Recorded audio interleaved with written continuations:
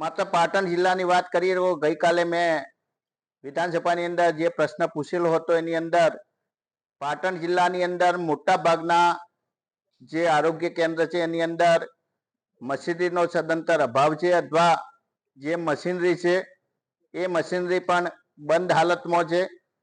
જો પાટણ જિલ્લાની આવી પરિસ્થિતિ હોય તો રાજ્યના બીજા જિલ્લાની શું પરિસ્થિતિ હશે? રાજ્યના મોટા ભાગના આરોગ્ય કેન્દ્રની અંદર જે સ્ટાફ નીમવામાં આવે છે એ આઉટસોર્સિંગથી કે કરાર આધારિત નીમવામાં આવે છે. કાયમી નર્સ હોય કે ટેકનિશિયન હોય એની કોઈ ભરતી કરવામાં આવતી નથી.